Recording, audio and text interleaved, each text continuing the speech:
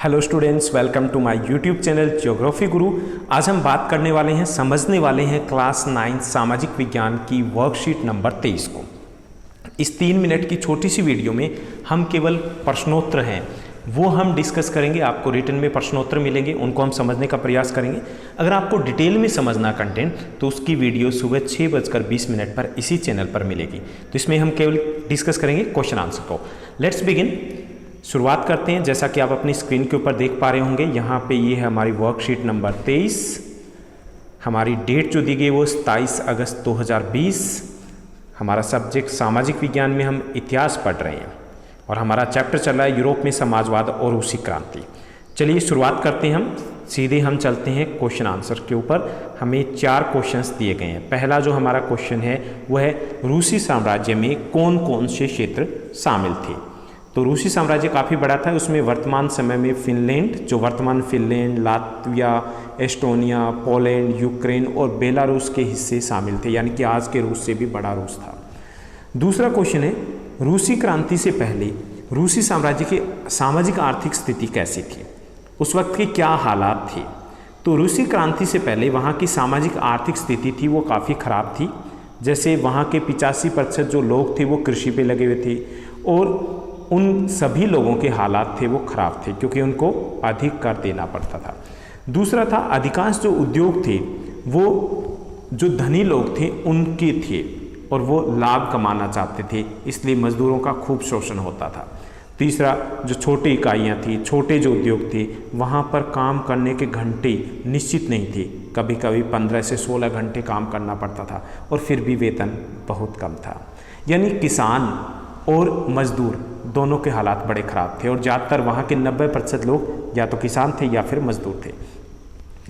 मजदूरों की बात की जाए तो उनके लिए आवास की भी कोई सुविधा नहीं थी उस वक्त। कारखानों में जो रहते थे छोटे छोटे कमरे दिए जाते थे जिनमें काफ़ी भीड़ भाड़ होती थी। प्रथम विश्व युद्ध के दौरान देश में भोजन की कमी हो जाती है, इससे वहाँ पर भुखमरी का भी सामना करना पड़ता है। अगर महिलाओं की बात की जाए तो कारखानों में काम करने वाले 31% जो श्रमिक होते थे, मजदूर होते थे, वो महिलाएं थीं और उनका वेतन तो पुरुषों से भी कम था। तो कहने को हम ये कह सकते हैं कि वहाँ के सामाजिक और आर्थिक हालात बहुत ख़राब थे और लोग तंग आकर के क्रांति के लिए तैयार बैठे थे। हमारा तीसरा क्वेश्चन है कि फ्रांसीसी क्रांति और रूसी क्रांति के बीच में कोई 2 समानता और 2 अंतर बताने। 2 समानताएँ हैं, दोनों क्रांतियों में मध्यम वर्ग ने महत्वपूर्ण भूमिका निभाई थी, पहली जो समानता है। दूसरी समानता कि दोनों देशों में जो क्रांति हुई थी उसका मुख्य कारण था भूखमरी, बेरोजगारी और भोजन की कमी। 2 अंतर हैं। 2 अंतर कौन से हैं?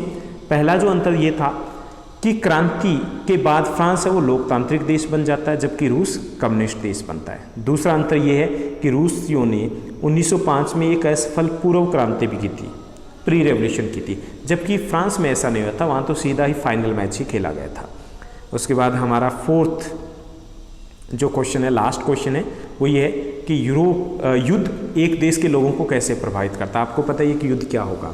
जब युद्ध होता है तो देश में जीवन और संपत्ति दोनों को भारी नुकसान होता है। लाखों लोग मारे जाते हैं, करोड़ों अरबों की संपत्ति वो नष्ट हो जाती है। साथ ही साथ युद्ध समुदाय और परिवारों को नष्ट कर देता है। किसी न किसी परिवार से कोई ना कोई ज़रूर मारा जाता है ऐसे युद्ध में। अक्सर इससे देश का सामाजिक और आर्थिक विकास है वो भी रुक जाता है। युद्ध का प्रभाव वो तत्कालिक नहीं होता, लंबे समय तक बना रहता है। ख़ास तौर पे बच्चे और जो बड़े हैं वो मानसिक तौर पर बीमार हो जाते हैं। साथ ही साथ देश में जो सामग्री है, वस्तुओं की कमी हो जाती है और मानव पूंजी की, काम करने वाले लोगों की भी कमी हो जाती है। तो यूँ कह सकते हैं कि युद्ध का देश के लोगों के ऊपर नकारात्मक प्रभाव ही पड़ता है, कभी अच्छे रिजल्ट नहीं आते हैं। तो ये था हमारी आज की वर्कशीट, छोटी सी वर्कशीट जिसमें हमने क्वेश्चन आंसर को डिस्कस किया था। अगर आपको हमारा कंटेंट अच्छा लग रहा है तो इस चैनल को लाइक, शेयर और सब्सक्राइब जरूर कीजिएगा। इंग्लिश की वर्कशीट और डिटेल में हिंदी मीडियम और इंग्लिश मीडियम दोनों की सोशल साइंस की वर्कशीट भी इसी चैनल के ऊपर अवेलेबल होती है। Thank you, bye bye, have a nice day.